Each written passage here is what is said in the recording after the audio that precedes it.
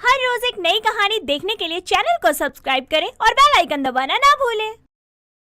सुबह की पहली किरण के साथ कृतिका अपनी सुरीली आवाज में घर के मंदिर में बैठकर हाथ जोड़े भगवान से प्रार्थना करते हुए गाती है। पहली तारीख को सैलरी लाए, सैलरी ला कर मुझे थमाए और कहे लो उड़ा लो मेरी जान, ऐसा पति मुझे दो भगवान। जय सिया राम बोलो जय सिया राम, ऐसा पति मुझे दो भगवान। कीर्तन करने से औकात से बाहर की चीजें भी मिलती हैं क्या? ऐसा पति होगा तब मिलेगा ना। मेरी खिल्ली उड़ाए बिना तुझे चैन नहीं है ना? क्यों मुझे परेशान कर रहा है? दिख रहा है ना मैं पूजा करने बैठी हूँ। अरे तू तो हमेशा ही पूजा करती है, पूजा से फ्री होती है तो मंजीरा लेकर कीर्तन करना शुरू कर देती है। अरे इस मंदिर से बाहर भी एक दुनिया है जिससे मुझे कोई लेना देना नहीं है, समझा? सही है, पुजारा नहीं रही हो हमेशा तू, सबसे बड़ी भक्त तू ही तो रही है भगवान की। वो ये सब बोल ही रहा होता है कि तभी पीछे से आकर उसकी माँ अर्चना जोर से उसके कान मरोड़ते हुए बोलती है। क्या दिक्कत क्या है तुझे? खुद तो मंदिर के आसपास भी नहीं भटकता, वो बेचारी कम से कम कीर्तन भजन करके भगवान का ध्यान तो कर रही है, उसमें भी उसे परेशान करने चला आता है। माँ कान छोड़ो। अरे माँ, लोग कीर्तन भजन करके भगवान को याद करते हैं, उनके गुण गाते हैं, पर ये तो कीर्तन गाकर भी भगवान से कुछ न कुछ मांगती रहती है। हे भगवान, हे भगवान, मेरे भाई को करो बुद्धि प्रदान। देख नलायक देख, भजन गाकर भी तुझे बुद्धि देने की प्रार्थना कर रही है। अरे इतनी संस्कारी औलाद भगवान सबको दे। इतना कहकर वो राजन को कान पकड़े वहाँ से ले जाती है। कृतिका बहुत ही शांत और पूजा पाठ में लीन रहने वाली लड़की थी, जहाँ आजकल की लड़कियाँ अपने खाली समय में फोन लेकर बैठा करती हैं। वहीं कृतिका अपना खाली समय भजन कीर्तन में बिताया करती थी, जिसके कारण उसकी माँ उससे हमेशा खुश रहती। समय बीतता है और उसे देखने लड़के वाले आते हैं। तभी कृतिका सुंदर सा सूट पहनकर सर पर पल्लू लिए बाहर आती है और उसे देखकर लड़के की माँ मंजरी बोलती है। बहन जी, लड़की तो आपकी बड़ी सुंदर है, नाम क्या है? जी मेरा नाम कृतिका है। अरे वाह वाह, बोली तो बड़ी ही मीठी है। वो तो होगी ना बहन जी, मेरी कृतिका भजन कीर्तन जो गाती है। सच कहूँ तो इसे फोन चलाने का इतना शौक नहीं है जितना भजन कीर्तन का है। अरे वाह बेटा, जरा एक आधा भजन गा के सुना दे। मैं तो चली आई मैया तुझे भोग लगाने, मैं तो चली आई मैया तुझे भोग लगाने, चाहे तू खा ले चाहे ना खा ले, बोलो माता रानी की जय हो। मुझे ये माता मेरा मतलब मुझे लड़की पसंद है। अनंत की इतना कहते ही सभी एक दूसरे का मुंह मीठा करवाते हैं और कुछ समय बाद पूरे रीति रिवाज के साथ कृतिका और अनंत शादी के बंधन में बंध जाते हैं। गृह प्रवेश के समय कृतिका दरवाजे पर रखे कलश को गिराती है कर गाती है। मैं परदेसी हूँ पहली बार आई हूँ, दर्शन करने सासू माँ के दरबार आई हूँ, जयकारा मंजरी मादा बोल सासू माँ दरबार की जय। बहू, यहाँ किसी मंदिर का उद्घाटन या जगराता नहीं हो रहा जो तू जयकारे लगा रही है। अरे तू ससुराल में प्रवेश कर रही है अपने, तो ये जयकारे क्यों लगा रही है? सासू माँ, मेरा ससुराल मेरे लिए मंदिर समान है और आप उस मंदिर की देवी। अब मंदिर आई हूँ तो जयकारा लगाए बिना अंदर कैसे आ जाऊँ? अब भजन जयकारा हो गया हो तो अंदर चलें देवी, मेरा मतलब कृतिका। जी जी बिल्कुल। जिसके बाद दोनों अंदर आते हैं। ऐसे ही ससुराल आकर भी कृतिका किचन से ज्यादातर समय मंदिर में पूजा पाठ करके बिताती। एक सुबह वो आरती की थाली लिए अपनी सास के कमरे में जा रही होती है। तभी वो देखती है कि कंधे पर तौलिया लिए पूरे हॉल में इधर उधर करते हुए उसका पति कुछ ढूंढ रहा है और उसे ऐसे परेशान इधर उधर करता देख कृतिका बोलती है। भटकता डोले काहे प्राणी चला आ मेरी, तू बता तुझको चाहिए क्या, मैं कोशिश करूंगी ढूंढने की, भटकता डोले काहे प्राणी। जब तुम कीर्तन करने में बिजी रहोगी तो मुझे अपनी चीजों के लिए भटकना ही पड़ेगा ना। अभी मुझे नहाना है पर तौलिया ही नहीं मिल रहा, बताओ। उसकी बात सुनकर कृतिका उसके कंधे से तौलिया उतारकर उसके हाथ में थमाकर बोलती है, हे प्रभु, ऐसा पति तो नहीं मांगा था मैंने आपसे। जाइए, जाकर नहा लीजिए और आगे से ऐसे भटकते मत डोलिएगा। अरे ये तो मेरे कंधे पर ही था, पर मैंने इसे अपने कंधे पर कब रखा। छोड़ो, ऑफिस के लिए लेट हो जाऊंगा वरना। इतना कहकर वो अपने कमरे में चला जाता है। रात के समय जब सभी खाने के लिए बैठे होते हैं, तभी कृतिका एक कमंडल में गंगा जल लिए थोड़ा थोड़ा अपनी सास और पति पर छिड़क देती है। तभी उसकी सास बोलती है, अरे बहू, रात के समय खाना देने का होता है, तू कमंडल में क्या ले आई? सासू माँ, ये गंगा जल है। संध्या पूजा करते समय पूरे घर में छिड़क दिया था, बस आप दोनों ही रह गए थे। अरे ओ, हम कौन सा किसी शोक सभा से लौटे हैं जो तू हमारा रात को शुद्धिकरण कर रही है?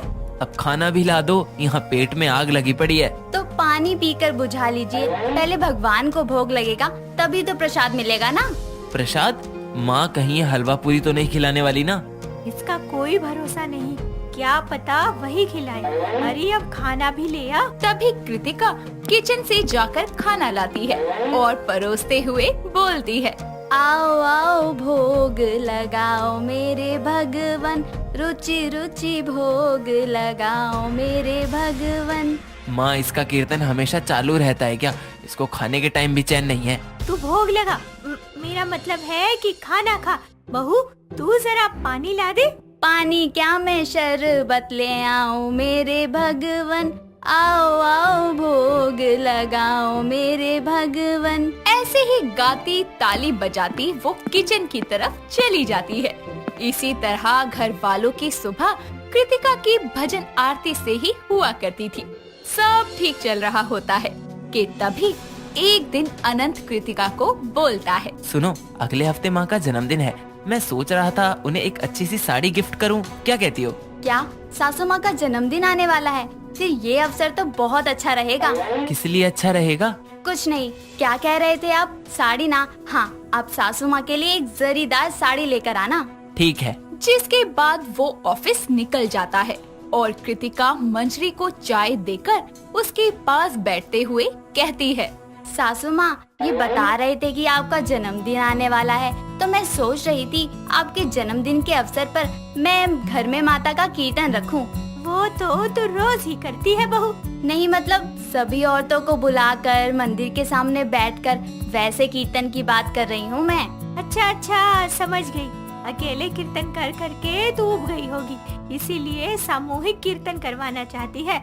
चल कोई नहीं, तेरा मन है तो करवा लेते हैं कीर्तन। मंजरी के हाँ करते ही कृतिका खुश हो जाती है। दिन बीतते हैं और मंजरी के जन्मदिन वाले दिन हॉल में गद्दे वद्दे बिछाए, ढोलक मंजीरा लिए मंजरी सभी पड़ोसनों के आने का इंतजार कर रही होती है। कुछ देर में पड़ोसने वहाँ आती है। तभी वो सबके सर पर लाल चुनरी बांध देती है और बोलती है, पड़ोसन बहनों, सासू माँ के जन्मदिन के अवसर पर माता का कीर्तन रखा है।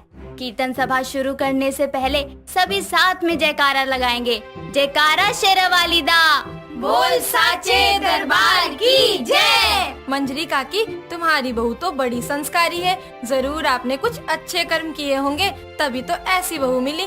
अरे तू मंजीरा पकड़ और शुरू हो जा। क्यों कृतिका बहन? हाँ, कल रात माता का मुझे ईमेल आया है, माता ने मुझको फेसबुक पे बुलाया है। चैटिंग शैटिंग करेंगे, माता से फोटो शेयर करेंगे। अरे बहू, ये कौन सा भजन है? मैंने तो नहीं सुना। अरे सासू माँ, इसलिए कहती हूँ, अड़ोस पड़ोस में भजन कीर्तन हो तो जाया करो, थोड़ा ज्ञान मिलेगा। क्यों पड़ोसनो? बिल्कुल ठीक। अरे कृतिका बहन, कीर्तन में एक भजन सासू माँ के लिए भी गाओ। हाँ हाँ, क्यों नहीं। मेरी शेरा वाली माँ, बुढ़ापा सासू को मत देना, हड्डी तोड़ो चाहे दांत गिर गिराओ, हड्डी तोड़ो चाहे दांत गिराओ, अरे हड्डी तोड़ो चाहे दांत गिराओ, लेकिन चेहरे पर झुर्रियां उन्हें मत देना, मेरी शेरा वाली माँ बूढ़ापा सासू को मत देना। ऐसे ही कुछ देर तक कीर्तन चलता है, जिसके बाद सभी प्रसाद लिए घर चली जाती हैं।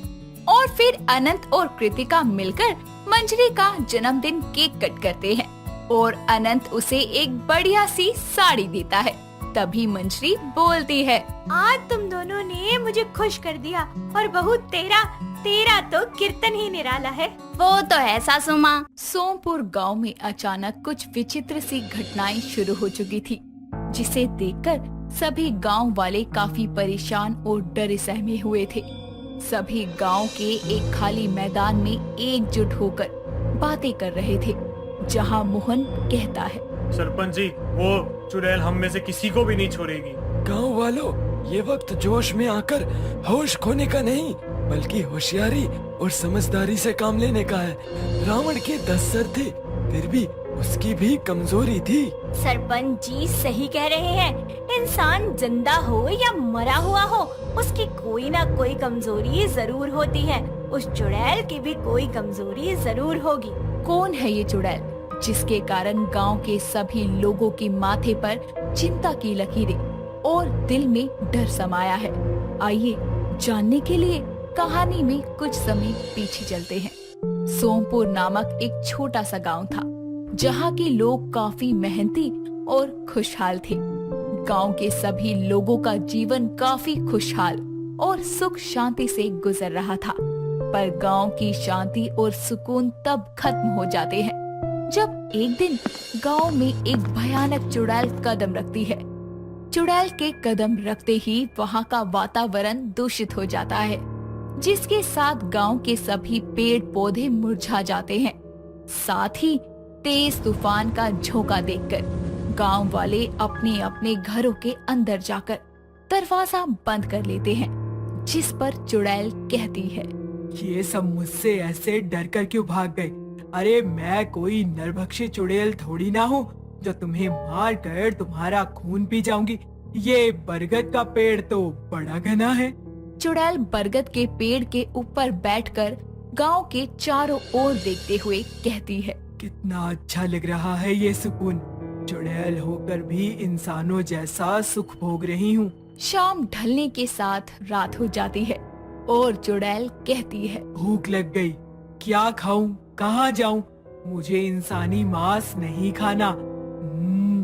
बहुत ही बढ़िया खाने की खुशबू आ रही है।